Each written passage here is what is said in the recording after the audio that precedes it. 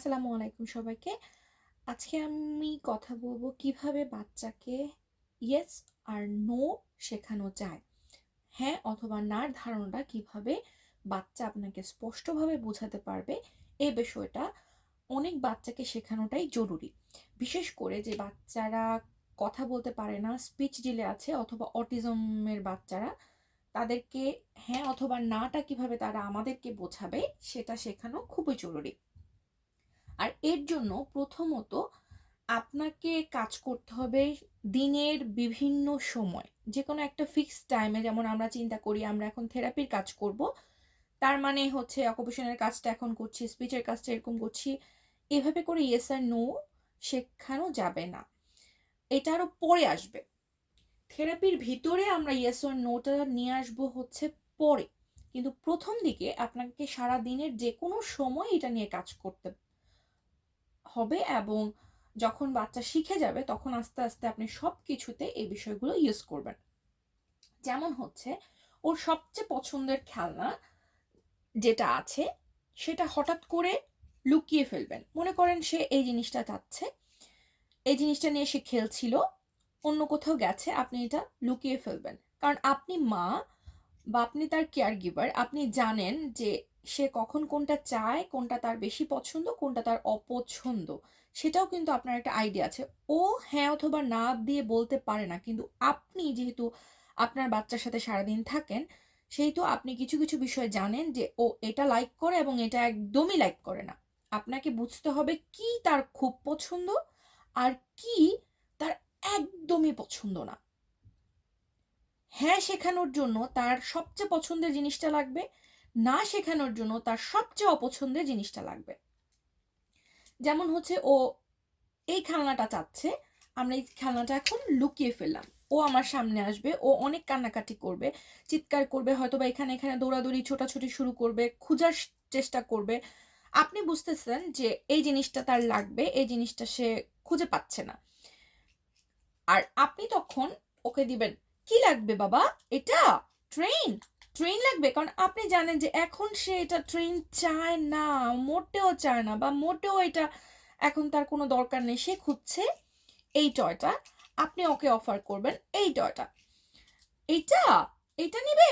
সে আরো কাঁদছে, তখন আপনি ওর লেভেলে বসবেন। লেভেলে বসে যখন জিজ্ঞেস করছেন এটা লাগবে, তখন সে কান্না করছে, তখন জাস্ট ওর মাথাটা এইভাবে ধরবেন এবং আপনি মুখে বলবেন নো, নো, নো। ওর মাথাটা আস্তে আস্তে মুভ করবেন সাইড টু সাইড, আর আপনার মাথাটাও সাইড টু সাইড নাড়াবেন, আপনার মাথাটাও কিন্তু সাথে সাথে নড়বে।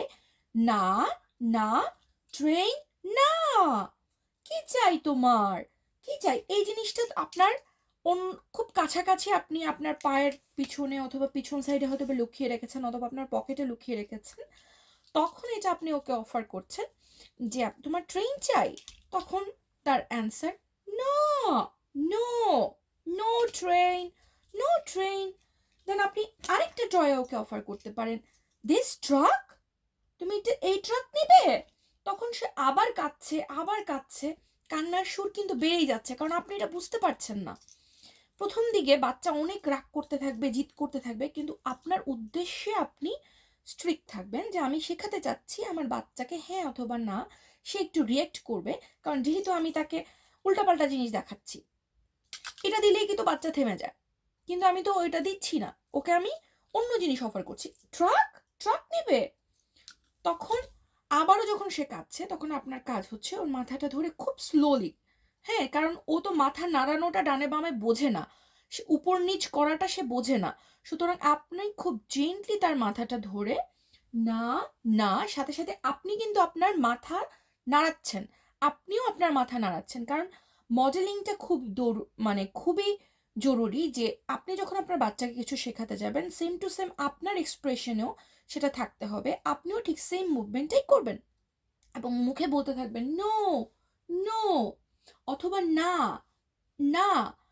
আচ্ছা, তারপর আপনার হাতে এটা নিয়ে আসবেন, এটা, এটা চাও। তখন সে হাত দিয়ে তোমাকে আপনার এটা গ্র্যাব করার চেষ্টা করবে, বা খুব এক্সাইটেড হয়ে যাবে, এটা নেওয়ার চেষ্টা করবে, অথবা স্মাইল করবে।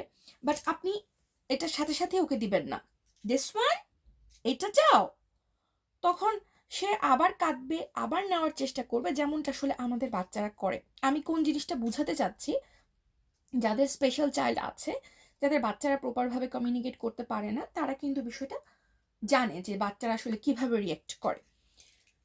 তো তখন সেটা নিতে চাওয়ার পর তখন আপনি জাস্ট, আপনার কাজ হচ্ছে এইটাকে একটু নিচে রেখে আপনার ওর মাথাটা ধরে ইয়েস ইয়েস ইয়েস, আপনিও আপনার মাথাটা নাড়াবেন, উপর নিচ করবেন, ওরটাও উপর নিচ হালকা হালকা, ইয়েস এটা, হ্যাঁ হ্যাঁ এটা, ওকে।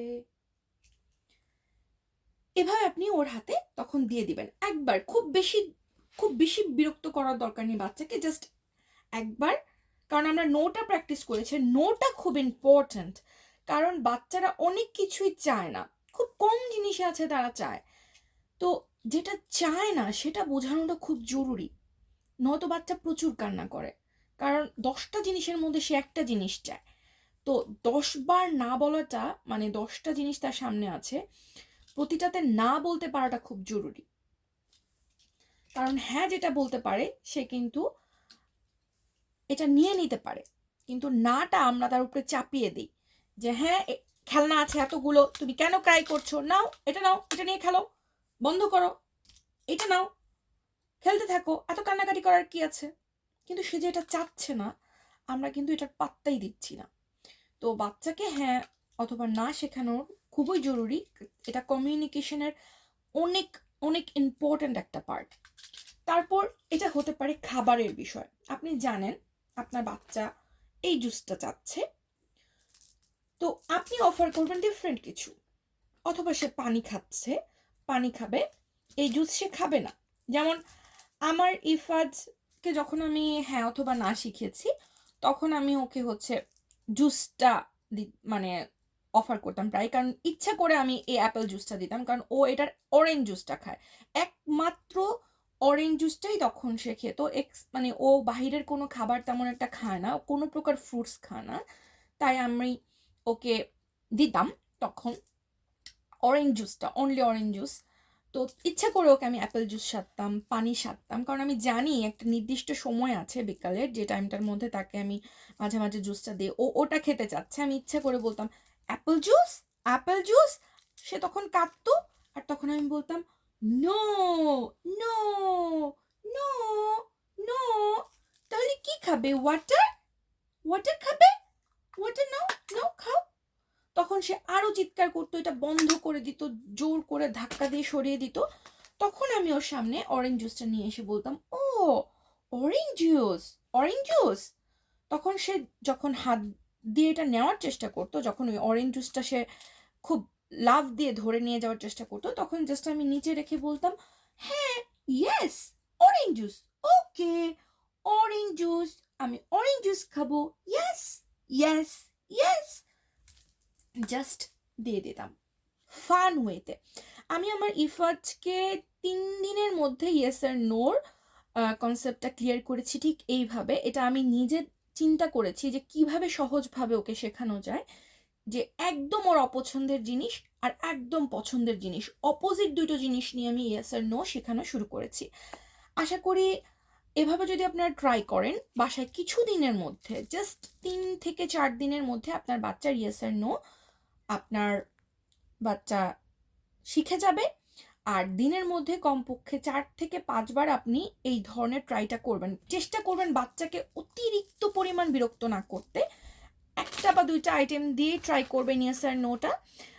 বেশিরভাগ ক্ষেত্রে আপনি যখন বাচ্চা একটা জিনিস চাবে, যখন একটা জিনিস চাবে আপনি জানেন, তার অপোজিট জিনিসটা দিয়ে আপনি নো শিখাবেন, এবং যেটা চাচ্ছে সেটা দিয়ে আপনি ইয়েস শিখাবেন। এটা আপনার খুব ভালো অপরচুনিটি। দিনের অনেক সময় বাচ্চারা অনেক জিনিস খোঁজে এবং আপনার কাছে চায়, বায়না করে, আমরা সামনেই রেখে দিই, তাই না, সামনেই রেখে দিই যে হ্যাঁ দিয়ে দিই, নাও এটা চাচ্ছ, নাও। ও বলতে চাচ্ছে না, কিন্তু আমি জানি এটা ওর পছন্দ, ওকে দিয়ে দিই। তো ঠিক এমনভাবে আমার আরেকটা ভিডিও আছে কমিউনিকেশনের উপরে, যেটা লিঙ্ক আমি কমেন্ট বক্সে দিয়ে দিব। তো ওই কমিউনিকেশনের ওই পার্টটাও সাথে সাথে শেখানোটা খুব জরুরি, যে ইয়েস আর নো এটা কমিউনিকেশনের একটা পার্ট। সুতরাং আমাদের এর সাথে আরও কিছু ওয়ার্ডও তাকে শেখানো জরুরি। ধন্যবাদ, আশা করি আপনাদের উপকার হবে।